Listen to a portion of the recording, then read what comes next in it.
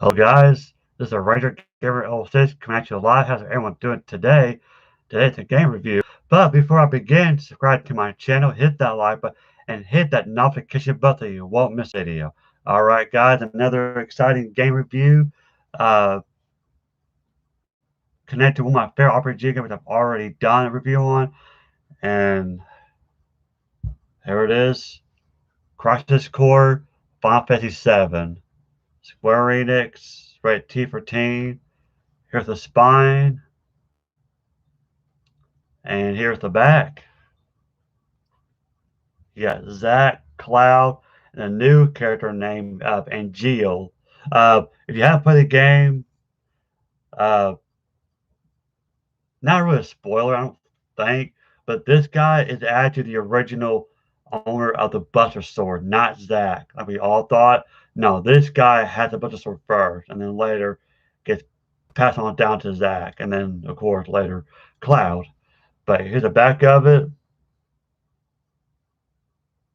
Now, for those who are not familiar with this game, now this game came out 2007. Uh, so the story continues where it all began. The events leading up to Final Fantasy 7 are revealed. Defeat your foes using the power of materia. So this is a prequel to Final Fantasy 7. Now I bought it used at GameStop. You see the disc, it says greatest hits, but the case is not. Oh well. There's a little artwork. There's a booklet. There's Zack. Here's the artwork. Yeah, Sephiroth. The Turks are in this as well. Reno, Song, Rude. Uh, we got a new Turk character. I don't know her name. I forgot her name now. Cecily, I think is her name. And you got Angeal and Genesis. Genesis is actually the main antagonist. Uh, and I'll be honest with you, he's not really my favorite. I don't care much about Genesis. I think they shouldn't have added him to the story. I feel like he had no connection. The game should just ended with Sephiroth. You know, I think. But let's go over the booklet. Here's the manual. Now this is PSP only. Uh, I love the Shinra headquarters. Which is the center of Midgar. But yeah, this is PSP only. Uh, they haven't done any remastered. You can't play on any other platforms. Uh, However, they are going to release it on iPhone and iOS, but I'll get to that a little bit later. Here's the typical contents. There you go. I first played it. I actually borrowed it from a friend, and I just fell in love. I enjoyed it. Really good game. If you're a fan of Final Fantasy 7 like I am, I really think you'll enjoy this one. Like I said, it's a prequel. You play as Zack, and here's the story and the characters. let me let me read the story to you guys. Excuse me. It says 7 years prior to the events of Final Fantasy 7, the Shinra company is rapidly increasing its influence through the monopoly on Mako energy and military might.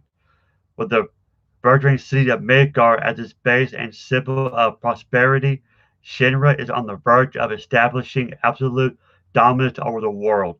Soldier is a group of skilled combat operatives within Shinra. The elite within the group, those strong enough to be deemed soldier first class, are respected and idolized by the citizen.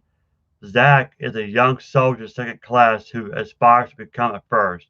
He spends his days carrying out assignments under the guidance of his first class mentor, Angeal. During an operation in Butai, a large number of soldier members led by soldier first class Genesis go missing. The severity of the situation prompts Shinra executives to deploy even more soldier operatives in hopes of bringing an end to the war with Butai. and conducting an investigation into the mass desertion. The ones assigned to the mission are Zack and Jill, and the first-class hero who is known known the world over as Sephiroth. What truth lies behind Genesis' disappearance? What secrets uh, bind the three soldiers' first-class operatives? For Zack, a cruel and fateful struggle awaits. Zack, soldier, second class in the Shinra Company. Zack joins soldier with dream of becoming a hero. Full of vitality, he is quick to act and has a cheerful disposition. You got other characters, you got Sephiroth, Angeal, Aerith, and Genesis. Uh, yeah, so you see Angeal the Buster Sword. There's Sephiroth, Genesis, and Aerith. Uh, Sephiroth, the greatest soldier first class, whose name is known all over the world. Sephiroth possesses superhuman powers that enable him to execute missions with absolute perfection. Though he is never one to express his feelings, there seem to be moments when he opens up to Angeal, Genesis, and Zack. Angeal, soldier first class, often seen in action together with Zack, stoic and morally straight as an arrow. Angeal is good friends with fellow first class Sephiroth and Genesis. For some reason, he hardly ever uses his giant buster sword in battle. Aerith, a girl who grows flowers in the slums. Aerith is descendant of the ancients, a people thought to possess the power to converse with the planet. She is under constant surveillance by the Shinra Company. If you play the game, it explains all that in the original game. Genesis, soldier first class in the Shinra Company.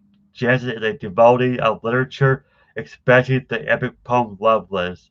While friends with Angeal and Sephiroth, he also regards Sephiroth as his rival. He goes missing in action during an operation in Wutai. Uh, if you guys play the game, Wutai is Yuffie's hometown. And it's actually an optional side mission, but I recommend doing it. It's fun. Here are your controls. And like Final 7, you can equip materials like to increase your attacks and all that, or your defenses. Uh, like if you equip lightning, you have to start running your attacks. Fire, same thing.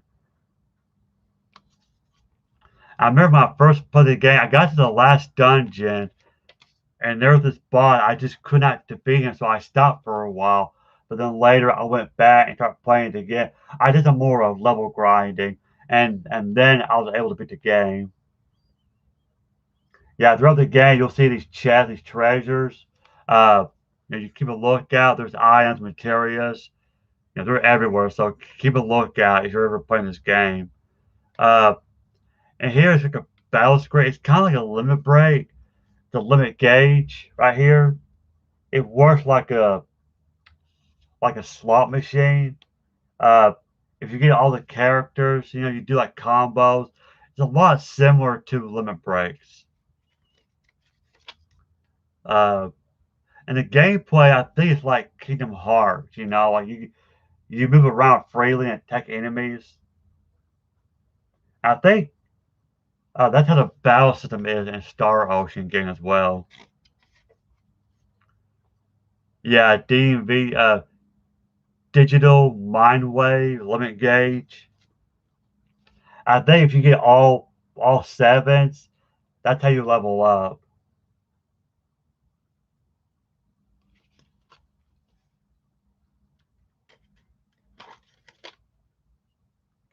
And here it just shows how to work the main menu and all that good stuff. And this game does have some like side quests and stuff. It's really good. Uh, your SP, HP, MP, attack, magic, luck, all your stats.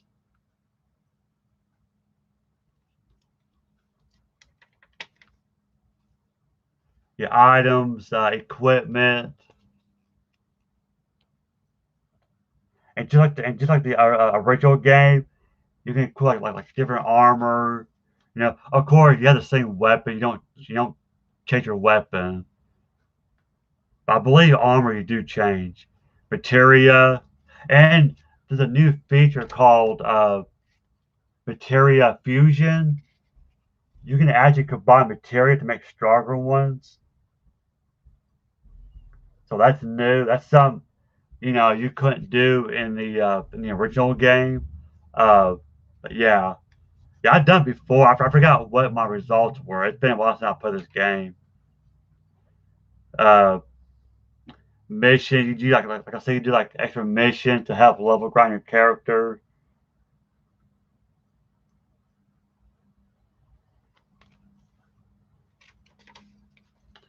There's shops. You get like emails from other characters. You could buy not just items but like materials and stuff.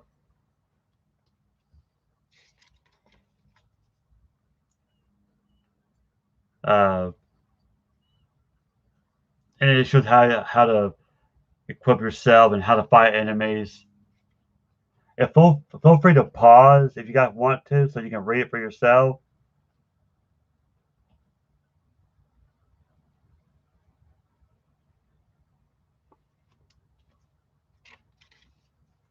And then you have the credits,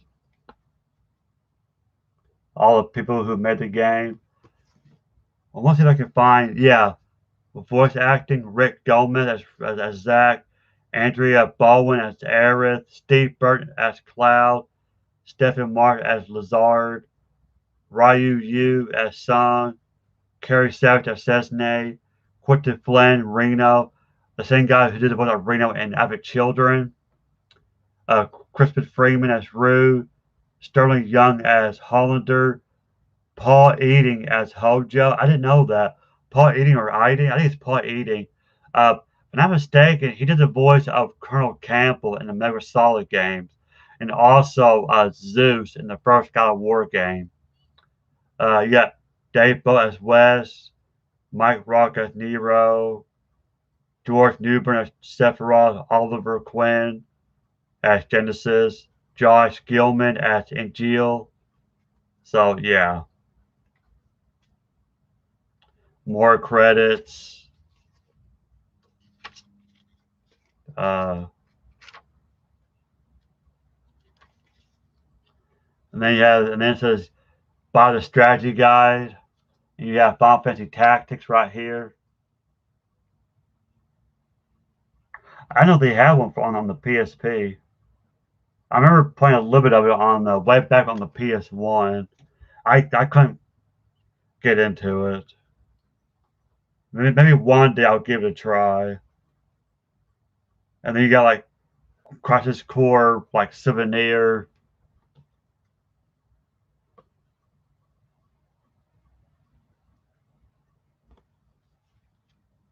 And that's it. That is Crisis Core. Great game. If you're a huge Final Fantasy 7 fan, it's a great game. And of course, and I might talk about this more. But ever since Final Fantasy Remake came out, they're kind of redoing the whole timeline. Let's see here.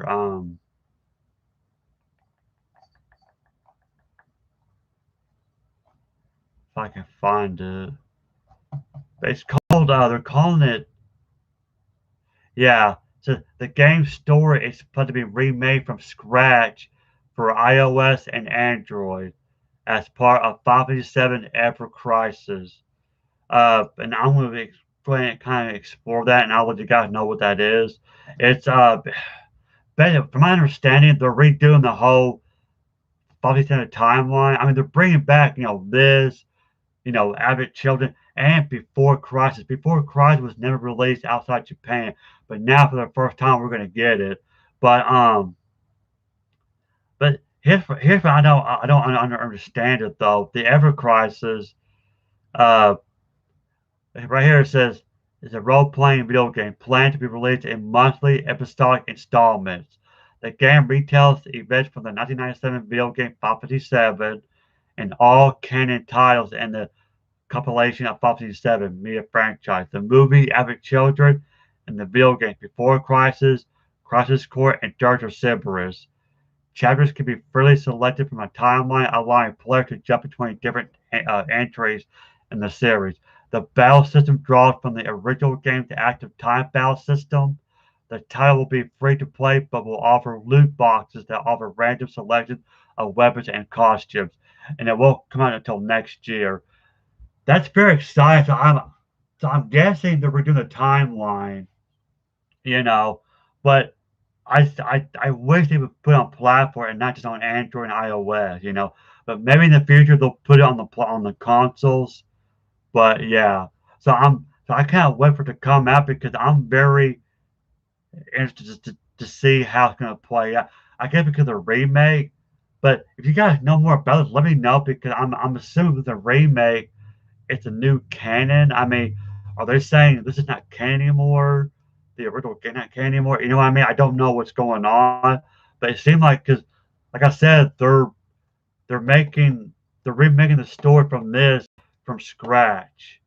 So I'm thinking, are they remaking the whole series? I don't know, but I guess we'll find out when it comes out next year. So even though it's on Android and iOS only, I'm still excited for it. I can't wait to see what it offers. Um, but yeah, and of course, they're releasing a Battle Royale spinoff called Final Seven: The First Soldier. But anyway, so yeah, so maybe because the remake, it's a whole new canon now. But that's fine. I mean, I mean, it is what it is. I mean, I'm excited because I'm a huge Final 7 fan. But anyway, guys, that is it for today. That's my review for today.